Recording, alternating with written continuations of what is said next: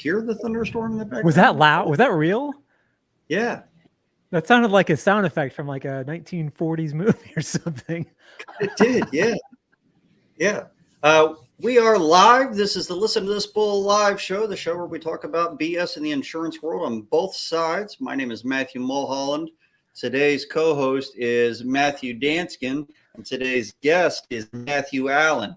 So it's the Matt Show. I want to give you guys fair warning. There is a thunderstorm right outside my house.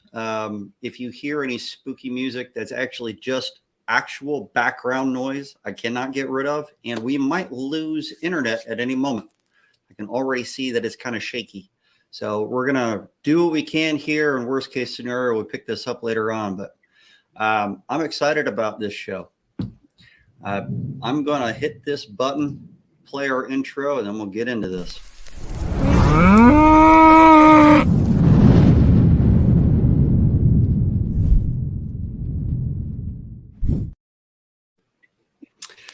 So, Mathew Allen, your name is Mathew. It's spelled with one T. Correct. Very rare. I am also a Mathew with one T. You are an insurance adjuster, an independent adjuster. Or you Correct. were. I was for about 20 years. Yeah. I was a public adjuster. You do have a hat. I was going to say I have a hat and you don't, because that's what was on the image. But you do education and podcasts and other content for insurance adjusters. Correct. Yep. And I do the same thing for public adjusters and contractors. We are basically opposites. You could say that. Yeah, it's kind of interesting. One thing that I have to ask you right away, though, when you spell your name Matt, you put two T's down instead of just one. And I think that's odd. You add a T when you shorten your name. You know what? I didn't always do that. I did, I think in high school and whatever, I was like MAT, and that was, but honestly, I don't remember when I just started writing it out as MATT or why. Is it because everybody else decided to do it anyway? They did it to you because they do. They may have. I may have gotten some pressure, like Matt, like your Matt. Yeah. Well, there's that. Yeah. There's always there. So we got three Matts on. I'm going to call you Danskin. So Matt Danskin is a contractor that is doing education, or an ex-contractor now teaching contractors how to deal with claims handling. Matt Allen is doing education to teach insurance adjusters how to deal with claims handling. I do education for public adjusters on claims handling. We've got three educators here that can answer any question you could possibly imagine. There's no question we can't answer. So if you're watching this live, post questions in the comments here and we'll try to get to it. Overall, though, I think that we make this about education. So how much education is there that's worthwhile on the carrier side? Well, and I'll just be in total transparency with everybody. This is one of the weak spots, I think, on the carrier side. And when we talk about the carrier side, we're really referring to the insurance, like adjusting side or claim side, like in general, which includes independent adjusters, includes obviously carrier staff people and whatnot. The insurance companies, right, especially the big ones, they're going to have a fairly robust training, kind of apparatus that they run their new adjusters through. I did take a break from being an independent adjuster for a year to go work at Liberty Mutual. Actually, we're Safeco, which is the same thing. And they put me through 4 months of training, and I had been an adjuster for like 16 years already. So I learned a lot in it, and it being on the carrier side, like as a staff adjuster, I learned so much more about policy than I ever did doing cap claims, because you're handling every possible kind of claim on the staff side. But it was still a lot of like, here's the company culture stuff. It's like typical corporate America kind of things, right? Like, here's how we I want you to dress and present yourself to the customer and so on and so forth. And then they would do a couple of weeks in Xactimate. And then we did a week in, everybody's got like their mock-up house where they're like, this is a house, let's scope it and take pictures and measure and write an estimate and everything. But it was the vast majority of it was like, we spent a lot of time on policy stuff. On the IA side, and I can't speak to any other insurance company like how they do their training. I suspect they're similar. But on the IA side, it's kind of the Wild West. And it's unfortunate that it's kind of the Wild West, because I think that that's one of our sort of like weak spots, especially when we talk about restoration construction, right? Because there aren't a lot of resources out there for people in general, but adjusters in particular, to learn like, not like new construction, right? Like on YouTube, we're talking about like you looking up stuff on YouTube, or like this old house, or we're going to like restore these, this old handrail to whatever, right? It's like, how do we do? There's so much crap in there that they do that is just not to code. It's not even funny. Anyway, that's pet peeve of mine. And so there really aren't any resources for adjusters to like learn construction from the perspective of like restoration processes, right? Like, how are we going to fix this? What does it look like to rip out this carpet and put new carpet in? And so I've been trying to put together some training for that. It's hard to do because I have to find a contractor that'll let me kind of ghost around behind him with a video camera. Not everybody wants to have their crews videoed to show this stuff, right? But I think it's kind of critical, and so it's something I've been working hard on. But it's a weak spot, right? And again, there's a lot of third-party training out there. Some adjuster schools that do anywhere from like a 3-day boot camp to like a 6-week veteran adjusting school that's 6 weeks. And that's about the best you can get, right? It was pretty good, right? But for this kind of a job, I mean, yeah, it's a lot more than most people get on our side. Yeah. And I think they're unique in that regard. Like the next longest one, I think, is like Vail, which I think is a 3-week program. And it's variable, right? So I always kind of euphemistically talk about it in terms of, well, the quality level is variable because the training is variable, and somebody might walk onto a hurricane and it just clicks with them, and they're doing claims and claims and claims and getting, 3 or 4 years into their career, never having had any training other than just what they learned on the job. I think it's a problem personally. I think that we may all be different, but the simple fact of the matter is that we're all there. Independent adjusters. I can't speak for anybody else, but I think I can speak for IAs. We want to, I promise, we want to write the biggest estimate that we can within the constraints of the estimating guidelines and the policy and all that stuff, because we get paid a commission on the claim, just like, or we can get paid a commission on a claim just like you guys do. So we have an incentive to write it for what it should be, right? And I found personally in my career that if I always made sure the contractor was at the house, or the PA or whoever, like the homeowner's got a roofer and they want me to meet with them, I'm meeting with them. I'm always going to meet with the contractor so that we can stand there in the house or on the roof or whatever. And like, these are the measurements. These are all the line items that need to go in this thing. Here's the bottom line, right? The total. Does that work for you? Yep. Looks good. Okay. Now let's go talk to the homeowner and say, we agree on this, get them paid, and everybody's moving off on down the road. Where the problems come in is where you have that variable training. People are scared to meet with PAs and contractors because they don't know a lot, right? They don't really understand, what it would really take to replace a window wrap, right? Or reglaze a window, if you really even want to do that, right? So it's a failing on our side as far as the education goes, and it's something that I've been working to try and fix. Well, I do definitely appreciate the attempts to fix things. There are some caveats to some of what you said. The IAs, they do make more money if they're on a commission-based fee schedule kind of deal, but there are usually tiers, right? So for up to $10,000, you would get paid a certain amount, up to $20,000, certain amount. So after a major event like a CAT event, where everyone has so many claims to deal with, a lot of times they write up to that first level and then they just stop, or they half-ass it because they need to get to the next 10. And there's some reasons for that. The insurance, it's not really fair to the insurance companies that they have to get out and do so much after a major event within a certain period of time. What they're required to do is present some kind of a estimate or some kind of a acknowledgement that they have acknowledge they're liable for that storm, but they have to do so many. So they do the bare minimum. They send out these IAs. They send out something that says we have agreed to our liability of this. It's this amount of dollars. And then it's up to the policyholder to then disagree with that and get that second run of adjusters out that's actually going to do a better job usually.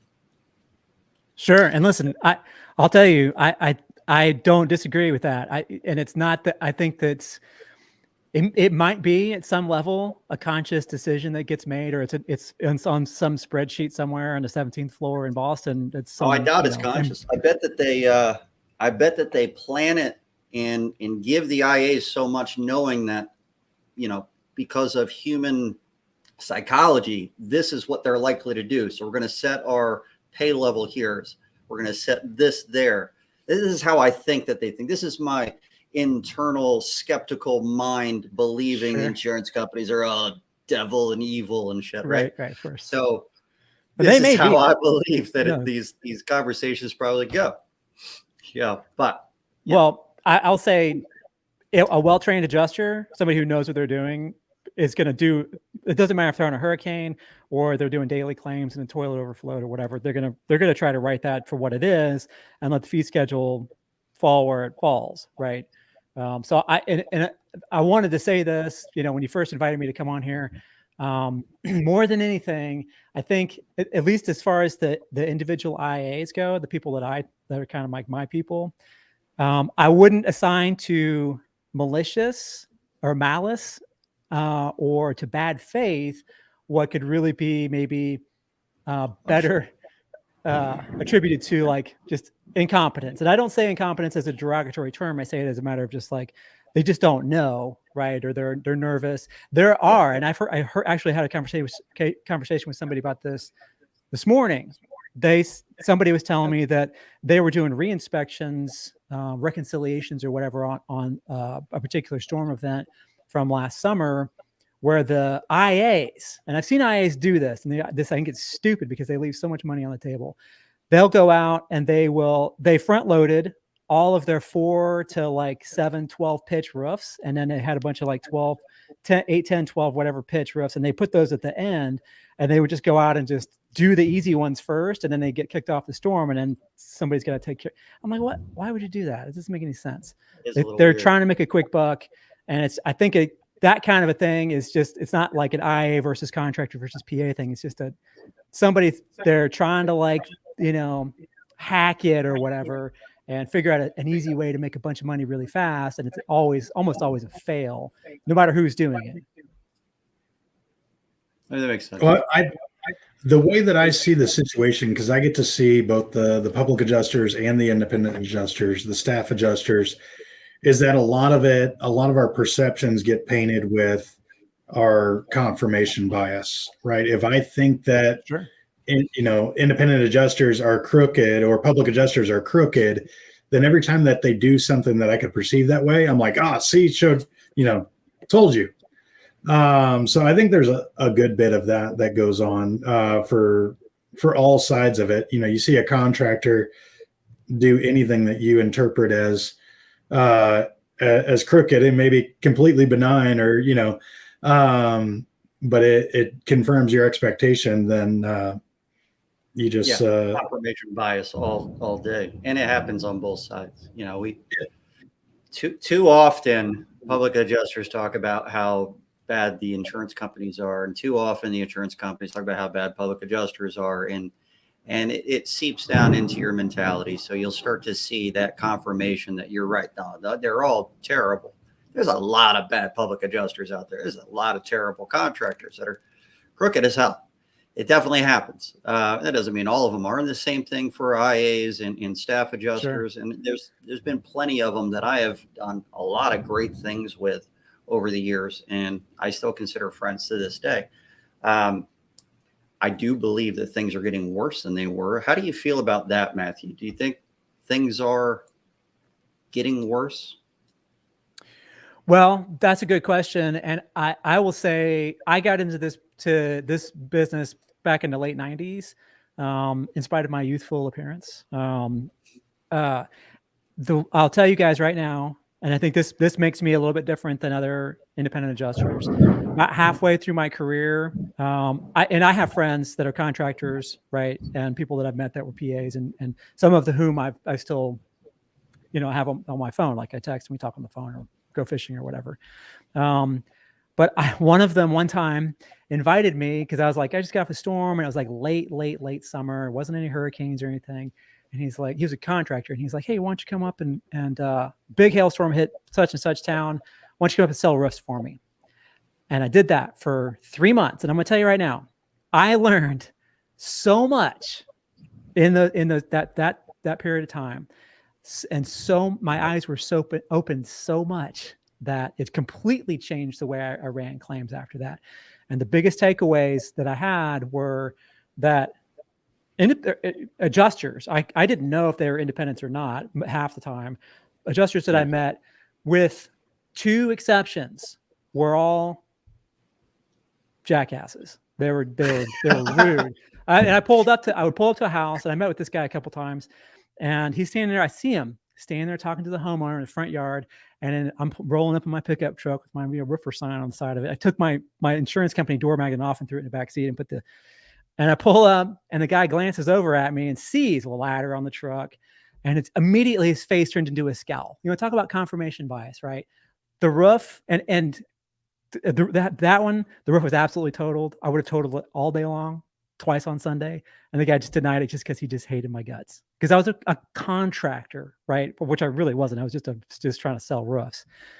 The second thing was that, and this is where my very first video on YouTube at the very beginning of 2018 is all about not being a jerk to contractors, to roofers or whatever.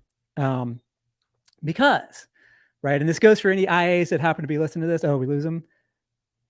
You guys still hear us? Give us a thumbs up in the chat if you guys can still hear us. We'll just keep rolling. Maybe he'll jump back in. But Matt, I would go on roofs that were absolutely like it's a friend of the guy I was working for, his friend's house, and they're like, well, let's just go take a look at it or whatever. The adjuster's going to be there. And we get up on this sucker, and I'm looking at it, and I don't see anything, and the adjuster totals it, right? And I'm like, I keep my mouth shut. I'm like, okay, well, whatever you say, pal. I mean, you send the check to this address or hand it to me or whatever. And then the next claim was like unquestionable Hague, it's like textbook. A blind person it's like Braille on the roof. It's the best, most beautiful, most gorgeous hail damage I've ever seen. Roof, gutters, 4 elevations of siding. House is, it's built in the 70s. And it's a little bit, hasn't been fully maintained, but it's in fine shape. The adjuster, he was from the teachers union. Like, I don't know. They have an insurance company, I guess, for teachers. Denied it. He said, because he's like, well, there's too much, it's wear and tear. He's like, we can't pay for this because it's wear and tear. And I'm like, where does it say that in the policy? First of all, second of all, when I was talking to him, it turns out he's an independent, right? Working for a company that I had worked for previously. And I was like, bro, how much money are you leaving on the table right now just from your fee bill? And this is a home run. It's a straight gable, 412, ranch with, 1,800 square feet. And I'm just like, man, I mean, and it's a $25,000, $30,000 claim with the siding and the fence and the deck and the whole 9 yards and the windows and everything. And he wouldn't pay for any of it. Right. Fought me tooth and nail on it. And I was like, okay, so here's what I'm seeing.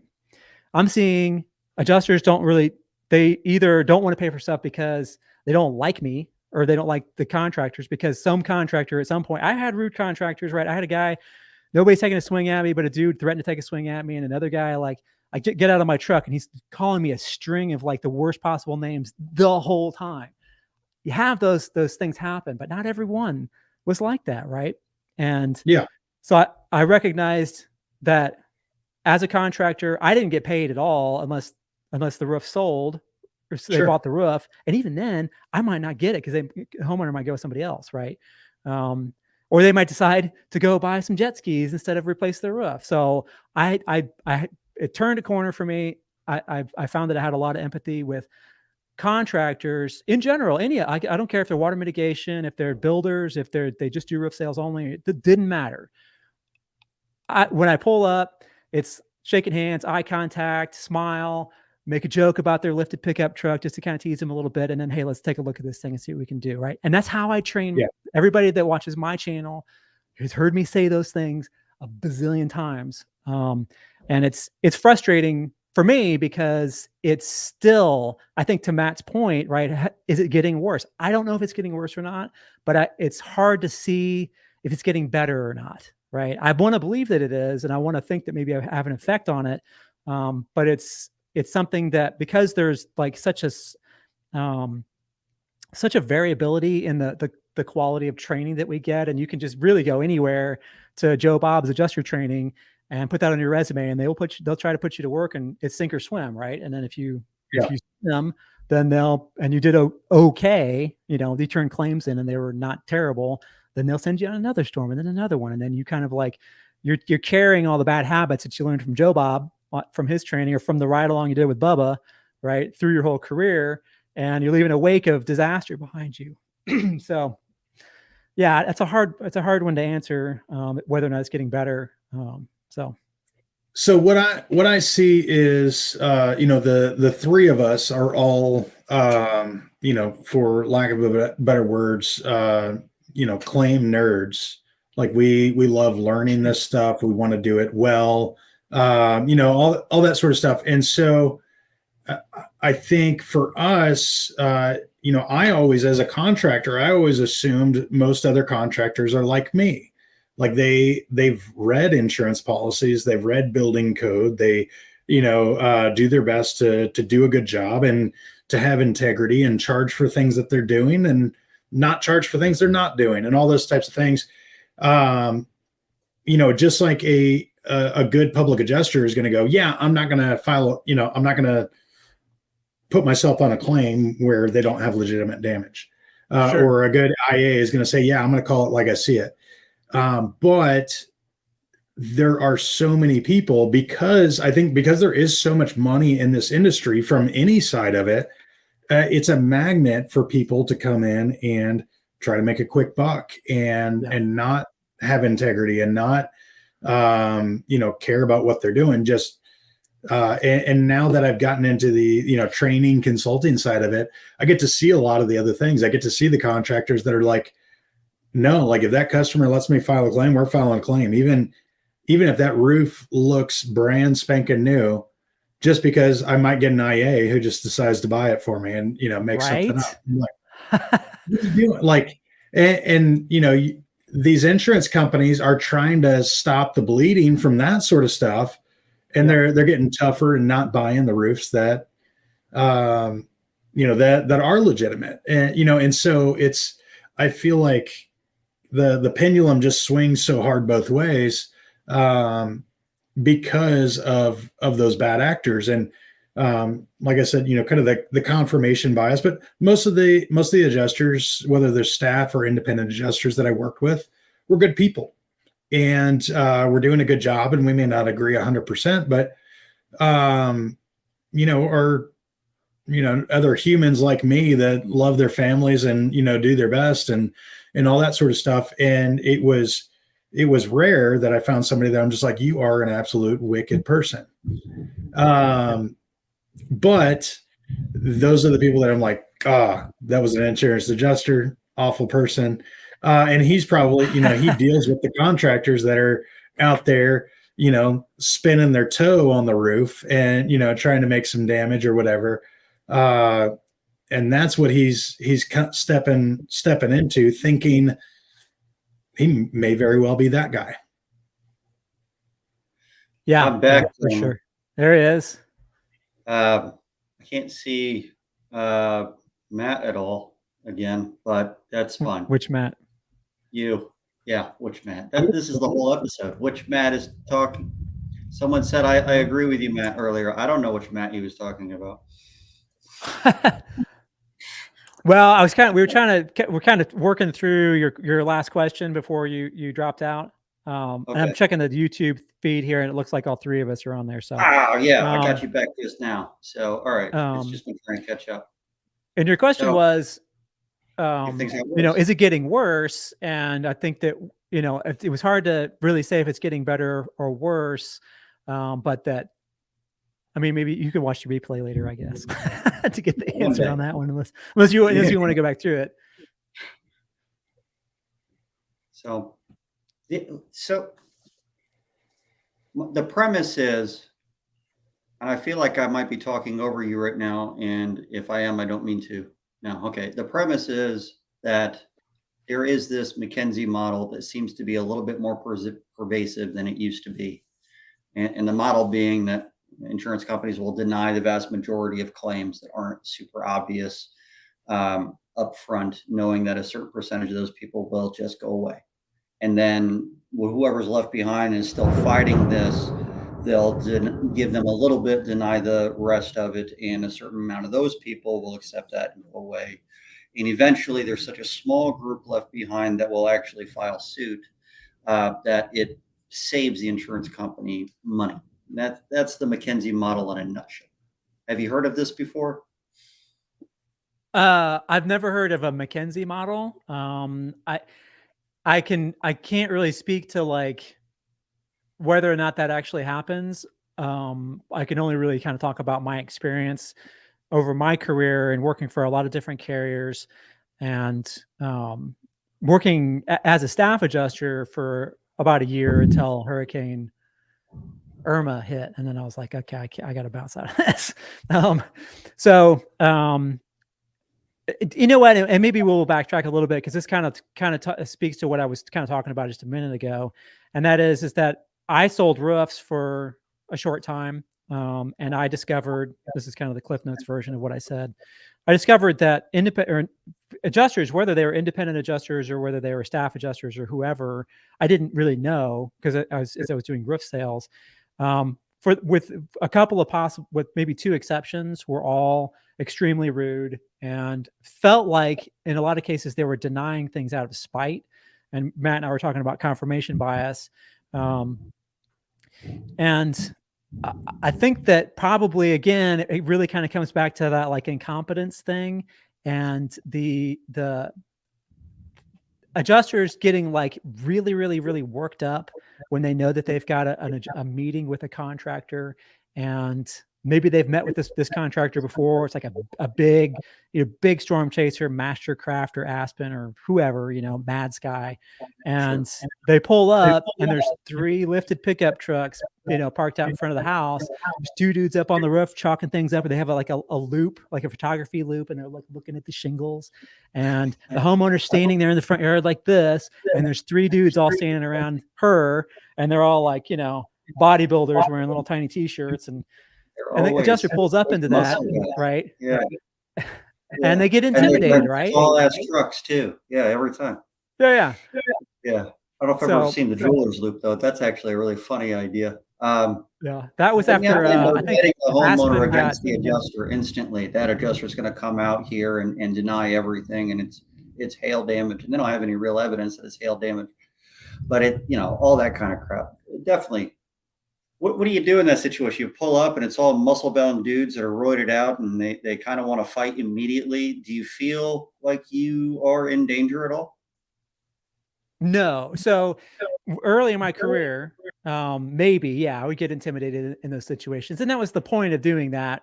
And I could see why. I mean, they would do that, is they want this roof bought, and they're trying to like muscle through what I experienced when I did roof sales, which was the adjusters denying or paying for stuff, right, that didn't have any damage at all, that variability.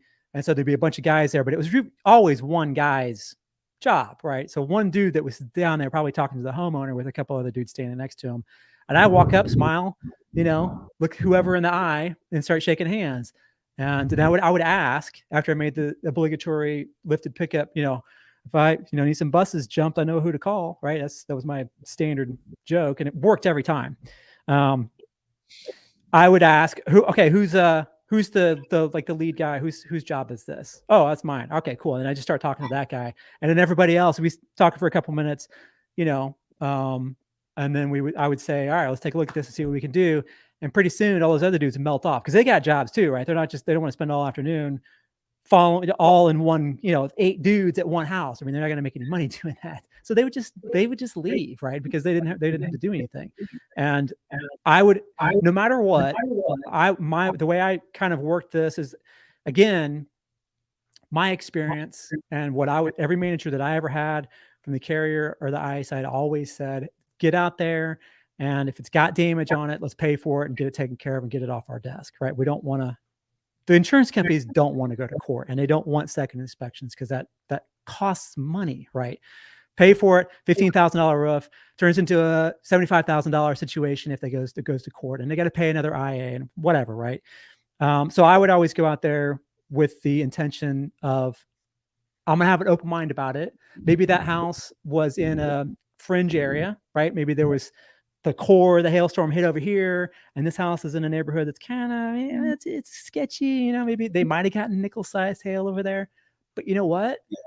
I don't know, right? Maybe there was a pocket that blew through and they got some of the 2.5-inch stuff too. I don't, or maybe the roof is, is in a condition to where quarter-sized hail or, maybe whatever smaller hail is going to do some damage to that roof. I'm going to try to find it, right? Because I have an incentive to find it. If I can find something to take a picture of, we're going to find a way to pay for this roof, right? If not, right, I'm going to just make it clear to the guy that's up there with me. And I always have the guy come up there with me. We're going to stand there and talk about it and look at everything together, right? Because I don't want to have a situation where I got to go back out there because, well, the adjuster wouldn't let me get up on the roof with him to show me what he's talking about, whatever, right?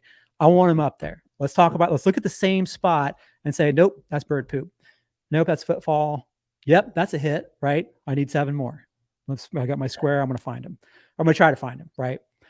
If I can't find him, my default thing to say was always, listen, I have no incentive not to pay for damage if it's here, if I can find it, but there's nothing I can take a picture of. I got to be able to prove this loss, right? In order for the insurance company to pay for it, I have to show like pictures of damage, right?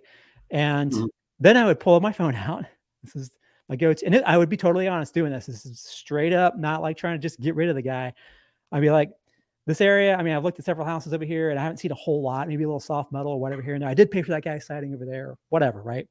But have you been over to Greystoke, right? And I pull up my map, and it's a neighborhood that I'm like totaling everything in, because there's always that neighborhood that the contractors haven't found yet. I throw this dude a bone, right? Especially if he seems like a cool guy. And I'll say, I haven't really seen a whole lot of roofer signs over there. I haven't really met with anybody over there yet, but I pretty much bought everything I've walked on in that neighborhood. Oh, dude, can you send me a pin? Whatever. And I do. Right. It's nothing. It's not like against the rules. It's not anything. It's just like, hey, those claims are going to, yeah. Right. The claims are going to get filed anyway. Right. And then the next time I see that guy, instead of like a bunch of dudes in the front yard and getting leaned on and all this kind of stuff, he's like, hey, listen, man, this one was kind of like, was a little bit questionable. We weren't quite sure. We're not sure if it is, but we haven't told the insured either way, but whatever you say is cool. And I'm like, okay, well, I mean, it is what it is. If it's there, we'll pay for it for sure. But I'm going to spend the rest of the summer climbing roofs and seeing those guys. And if I can either have, fights with them and like have like my cortisol and stress level through the roof all day long, every day, especially when I know I got to go look at one of those with those guys, or it could be like, I could diffuse that right at the beginning and let them know that I'm there. If I can pay for it, I am absolutely going to. And then the rest of the summer it's a cakewalk. I mean, it is legitimately easy. And I love it. I did it for 20 years. Yeah. So from the PA perspective, I've taught that the number one rule when dealing with adjusters is don't be a dick, right? So we attempt to build relationships with the guys that we're on site with. We become very close friends because most of the IAs and most of the field staff are good people. The vast majority of them are. We have more issues with desk adjusters than other things because we're negotiating at that point. Right. But getting and they didn't go to the house. It'll be easier. It is what it is. But I think it's interesting to hear the alternative perspective. You are building a relationship with us as well. What most PAs and most contractors don't realize is insurance adjusters don't want to tell the policyholder no. That's probably the worst thing in the world, to have to go and tell them, hey, your claim is got no value whatsoever. Sorry, see ya. That's got to suck. You'd have to be a special kind of person to enjoy that kind of a conversation. So these people, they if you can help the insurance adjuster get things past their management, whatever it is that they're going to need to be able to approve it, if you can figure out how to help them do that, they're more likely to want to than not to, so that they don't have to say no to that policyholder. But yeah, don't be a dick. And too many adjusters out there are, or not PAs is what I mean. Too many PAs out there are, and contractors are just immediately ready to fight. They believe it's their job. They're supposed to be there to be a bulldog for the policyholder, and that's just not the case. It just doesn't make any difference. If you're going to be a dick to them, you're going to see them on the next claim, and they're going to remember that. Well, I think it's been a dick to you in the past, and you're seeing them again. In my experience as a contractor meeting with these adjusters, I was working in Denver, which is a huge market, and it was actually pretty rare that I would come across the same adjuster twice. It was very rare that I would come across the same adjuster twice, unless I was working with an independent from a small carrier, and I was getting a lot of their referrals or whatever.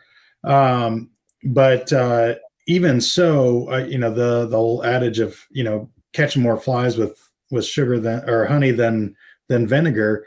My approach was always, I'm going to, have my ladder set in the second best place. I'm going to be parked in the second best place when he shows up, and let him have that primo spot.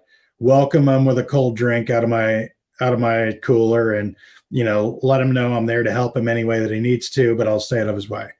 And I had a lot of success with that, and just being overly nice and, just accommodating. And do I actually feel that way? No, but I'm a pragmatist. I want to get, I'm a pretty big guy, but I don't know that I'm going to be that intimidating to an adjuster that he's going to buy a roof that he wasn't going to otherwise. But I've got a question for you, Matt, that I get a lot from contractors, and we do our inspections in a very particular way, and we do our own test square, and it's the policyholder's duty to prove their loss, not the adjuster's, right? The adjuster may help and kind of do that for them, but it's actually their duty. And so as a contractor advocating for that client, we try to help them do that. And to me, I don't want a bad adjuster to thwart their legitimate claim. And so we do a very thorough inspection. And we document that. We do our own test square. We take photos of everything. But I have a lot of guys that are like, I won't do my own test square because I've heard adjusters don't like when I do that. In my opinion is that I really don't believe that I've ever had a single adjuster deny a claim because I did my own test square. Not to say I've never had an adjuster deny a claim, but not because I did my own test square. But I know that I've had some that probably would have denied the claim had I not held them accountable and done my own test square first. What is your thought on that in terms of a contractor doing a test square, whether it's 30 minutes before or 3 days before, that's still up there on the roof when you're having to do your inspection? Yeah. So I had some contractors do that sometimes. Right. And I think if it just depended on what the collateral damage was and because when you walk up on a roof and you glance down around your feet, you could probably tell pretty quick that, whether it's got good damage or not, right? Good hail damage is super duper obvious, and it's a no brainer. In that case, if I see you got a test square and actual hail hits are circled, then I might just step back, take a picture of it, and then move on down the road with it. A lot of times what would happen is that, and I have a picture of this, like I took a picture of it to like save, but I lost it. This was some years ago. This dude, he circled every square inch of the entire roof. And none of it was hail damage. Or I'd have guys that would do a test square, they make a bunch of circles, and the roof is legitimately totaled, right? I mean, I get there and I'm like stepping off the ladder. I'm like, oh boy, this is going to be an easy one. And everything that the contractors, not saying anything about you guys or whatever, but a lot of times the contractor would circle everything but the hail damage, right? Which I thought was weird, and I'm like, I couldn't care less what they've circled on their test square. I'm going to make my own test square and circle the hits. Front equals 10, and take a picture and take off. But I wasn't like, again, like this was especially after I sold roofs or tried to sell. I was terrible. I tried to sell roofs for that short period of time, and working as a staff adjuster and training adjusters in the field manager, a couple of events. It didn't matter to me if we used your ladder or you carried my ladder. It just did not matter. If you did your own test square, if you didn't do your own test square, as far as I was concerned, as long as I can see some part of the roof that's got a clear view of the sky. And a lot of times the guys will put test squares under a tree or whatever, and it's like they're circling a bunch of moss and stuff like that, and like the clear view is over here, and it's just hammered. As long as I can still assess the roof, then I don't care, right? Doesn't matter what you could like have kids up there drawing like hopscotch and whatever. As long as there's a place where I can see what the roof looked like right after the storm, that's all that mattered to me. Yeah. Did the guy that marked up everything but hail, did they do that on purpose, you think? I've never seen that before. It was only like one or two that I saw that on. I was like, okay, this is ridiculous. It was one of those, like I take a picture and text it to my friends, and whether in my opinion, and the answer Matt's question, Danskin's question, from a PA perspective, there are a lot of adjusters that go out that only investigate what is claimed, because that's all they're technically required to investigate. Sure. So if you don't show them what is being claimed, then it's possible that they just overlook it and move on. They'll be 20 feet away from the downspouts taking a picture while moving, because you haven't shown them anything on there, and they'll go around as fast as they can. So from a policyholder representative perspective, a public adjuster's perspective, I like to have it marked up, and I know that pisses a lot of them off. So it's all in the conversation you have when they arrive. It's hey, I want to let you know, I went ahead and marked up the roof. I know that can cause a lot of people some problems. This is something that I do because I'm trying to do my job and present the damages so that you know what's up there, what needs to be investigated. I'm more than happy to work with you to find other areas that have damage as well. But I have it marked up in advance. If that causes you any problems, I'm really sorry, but I do want you to know I don't mark bullshit. And that last statement takes a lot of the anger out of them, because they don't think that there's going to be a lot of crap up there. Now, you can't say that if you have marked any bullshit. So as long as you're not marking bullshit, that ends up look at this bull. Yeah, right. Exactly. And that was something I had to overcome when they showed up, because my truck, it said, let us deal with the bull. That was our slogan, with the same bullhead. And so if I was meeting an adjuster for the first time and then they read that giant lettering on my vehicle, like, what is that supposed to mean? And that's how these meetings started off for me. Right. So they're like, hey man, yeah, fire and water damage is bull crap, don't you think? Hey, what's going on? When I spent you just had to, it made me laugh right away. So it put me in a good mood every time. I loved that moment when they read it for the first time, even if they didn't say anything. I should have qualified with that question that the hits that are marked in that test square are legitimate, and sure. Yeah. If they're not, it's not going to work out. Here's a good question from the audience. From Levi Correz on LinkedIn, he asked, who gets better trained at the beginning when it comes to policy, IA or a PA? I'll let you go first on that one, Matt. What do you think? Well, I think because the policy dictates so much of what we do, and I don't know anything about PA licensing. I do know that independent adjusters, by and large, are required by most firms to have at least one license, and part of that, with the pre-license exam, training, whatever stuff, is all like make your eyes bleed policy learning. And it's identical, by the way. PAs have the same 40-hour course, exact same requirements for the licensing, other than but that insurance and stuff. And I think that's something that probably goes in one eye and out the other, right? Because it's just so much. And a lot of it's auto, right? And like liability and all this kind of stuff that you're not going to do as a property adjuster. The policy stuff it's like the restoration construction piece. It's a little bit light in the training stuff because there are so many different kinds of policies and so many different states. But again, it's not super duper complicated, but I think the vast majority of stuff that adjusters will learn, independent adjusters will learn in their initial trainings are going to be Xactimate and scoping. Right. And that's usually it. And then they get sent out into the field and to sink or swim. Right. And then they've got to kind of like figure out the policy piece as they go. And again, like I said, I don't recommend that people do like go to like work at a carrier just to get trained and then quit, because I think that's the insurance company. I mean, they're a big corporation or whatever, but they'll spend hundreds of thousands of dollars to recruit and train one person. Right. And then that person just quits. And I don't. Not that I, particularly care about any carrier. I think it's kind of it's a little bit of a dick move, in my opinion. But there are other ways to learn policy, and policy is something that I try to train on Adjuster TV Plus. The basics of how to read a policy, how to find stuff in the policy.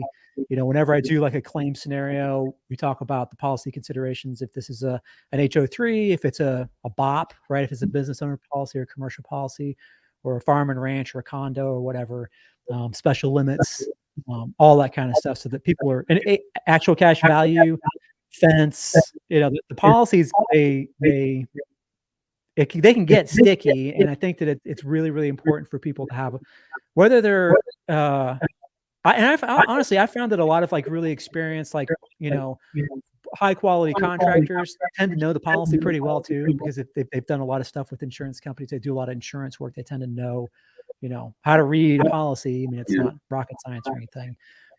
But I don't know what PAs get, but I can say that IAs, it's variable. Some training firms will spend a lot of time teaching IAs policy. You may learn it doing carrier certifications, which is what we have to do if we want to handle a State Farm claim or go on a State Farm deployment. I would have to get State Farm certified, which I did back in 1998 or whatever it was. When they certify you, and then if you get State Farm certified, do they teach you the State Farm policy, or are they teaching you the State Farm guidelines?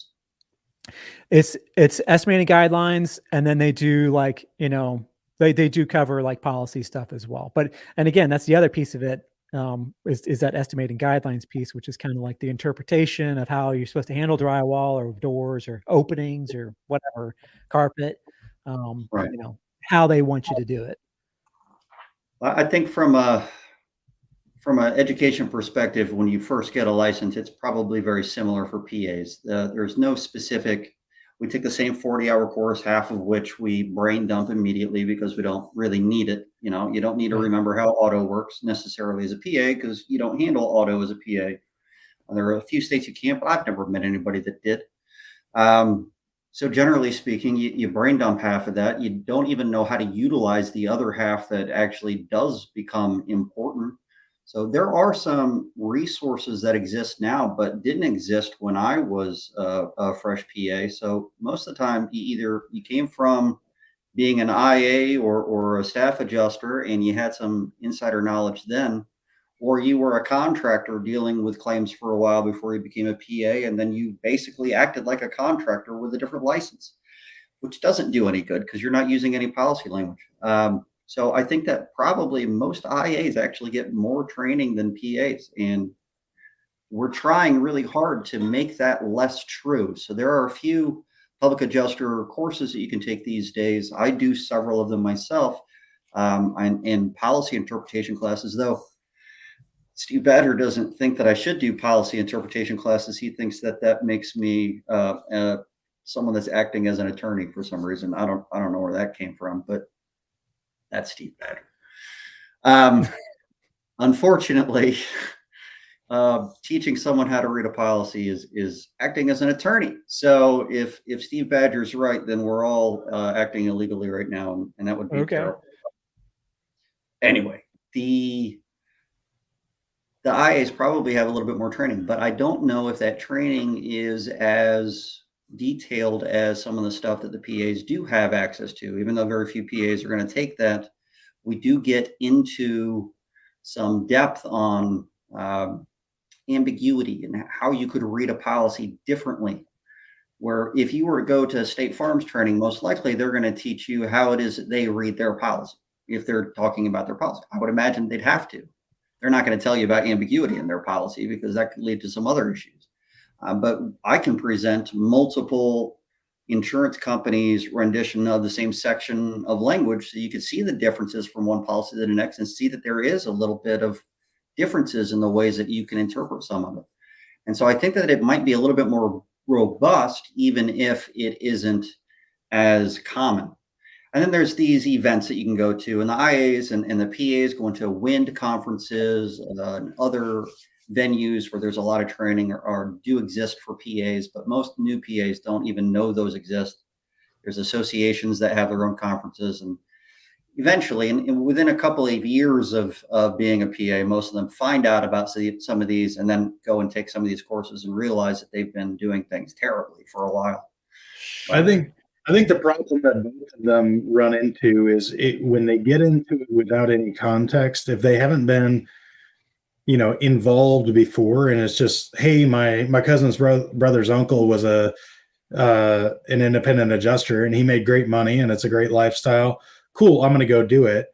And you've never done contracting, you don't know anything about policy. All that stuff that you learn, you don't have any context to apply it. You don't have any framework to attach it to. And then you're thrown into the mix and you're handling claims, and now everything is just happening through, excuse me, what your management's telling you, what your customers are telling you, the bad information you're getting from different sources. And then I feel like, and this is same is true for public adjusters. I've met with a lot of public adjusters that just got into it because they heard public adjusters make great money and, don't have any context for the information. And they do start making good money without having to, they get rewarded without having to continue to educate themselves and continue to grow.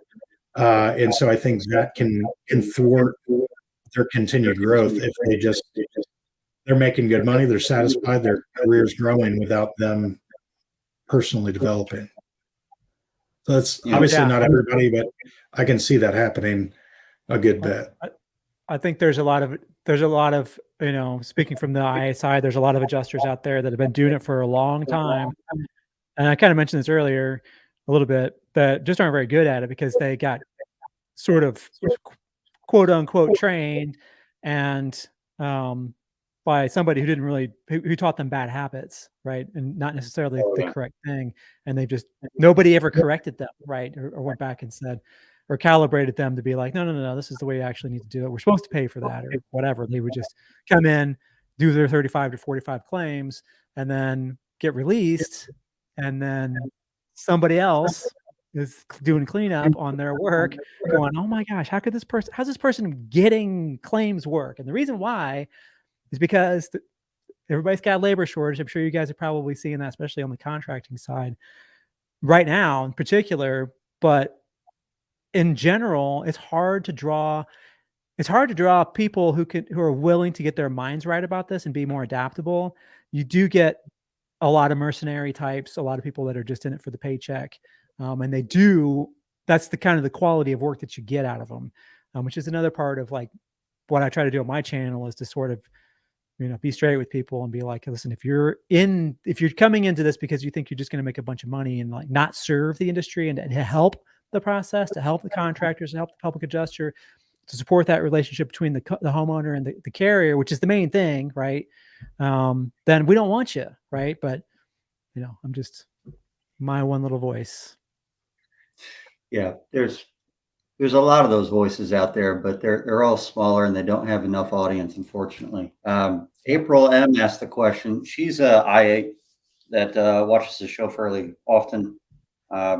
Very friendly. She asked, do you think IA should take PA courses? What do you think? Well, I mean, if you're asking me, as I think as long as you're learning the fundamentals of scoping a loss, learning about policy, learning how to write a solid estimate and put together a clear file, in the Xactimate, you guys are using Xactimate, I'm assuming, not Symbility, Most whatever of it the time, is. abilities. Then yeah, because I think that's, I mean, I think the title of this is there really a difference between IAs and PAs? And there is, but in a perfect world, and I've had this I saw Dave Hall in here. He and I have had multiple conversations about this. In a perfect world, you really wouldn't need either one of us. The contractor would just be like, well, this is exactly how much it's going to be to do. Here you go, insurance company. And the insurance company pays it, and away you go.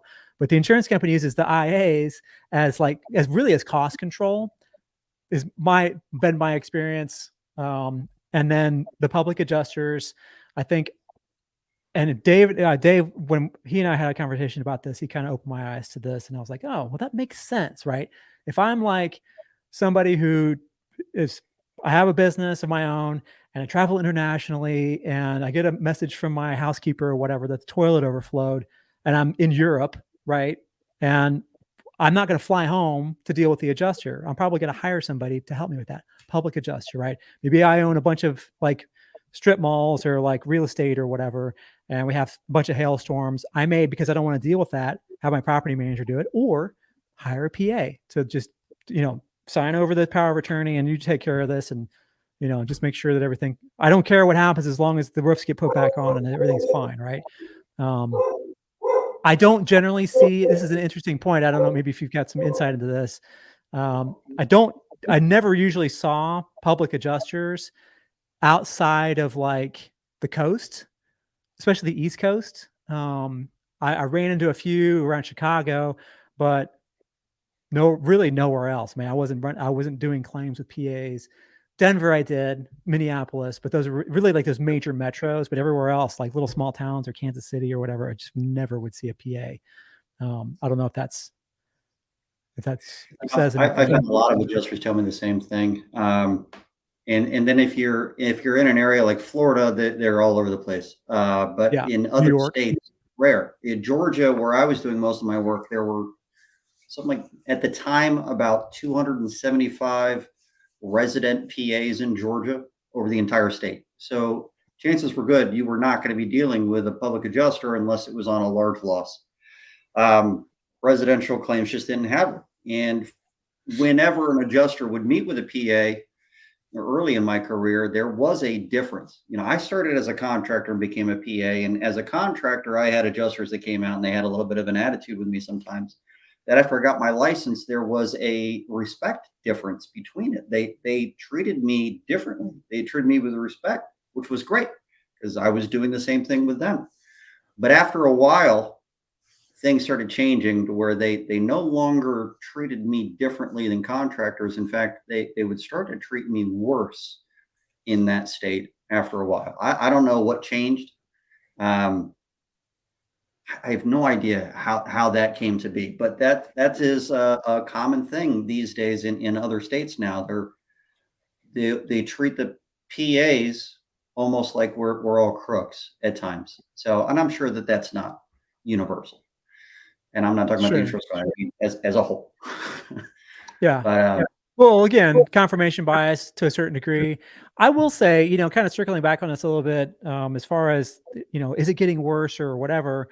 I think because of the sort of the shift in the overall workforce, like a lot of people that come to my channel or that like reach out to me and they want to know about my training, a big percentage of them are asking like, how can I be a desk adjuster? How can I do remote work or whatever, where I can, sit at home on pajamas and on my laptop and just, drink iced tea and get up whenever I want to and go to the park or whatever, right? So they don't want to go anywhere. They just want to sit at home and work, which I mean, that's great work if you can get it.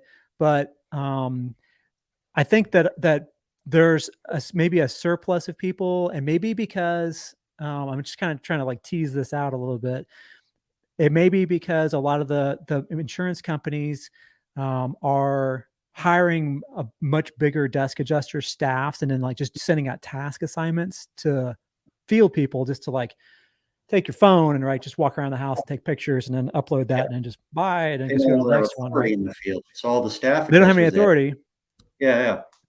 And then they don't take very good pictures, and then they send it up to the desk adjuster who's never done field claims and really may not know anything at all about construction, and is using some macros or something like that to write an estimate.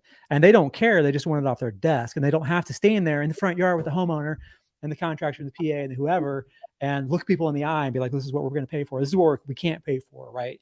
And it may be that's, I don't know. I mean, that's just kind of a theory on maybe why things might be getting a little bit different. I mean, there's something to that. And there is, oh man, I mean, we're at an hour already, but that's a whole nother conversation I would love to dig into, because there is a lot of training on that desk adjuster side these days that didn't exist 5 years ago. And it seems like it started to exist once the desk adjuster had the authority to make the coverage decision without being on site, just looking at two-dimensional photos. And I think there's a lot there that could be unpacked, that you might be able to give a lot better insight to for this audience. Sure. But we have reached our limit. Yeah. If you're willing to come back on, this has been a great episode. This has been fantastic. So really appreciate you coming on. And if you guys are looking for Matt's stuff, he has Adjuster TV. Is it adjuster.tv? Is that the website? No, it's adjustertv.com or adjustertvplus.com, or right too. And of course, search Adjuster TV on YouTube, and I've got tons of videos on there.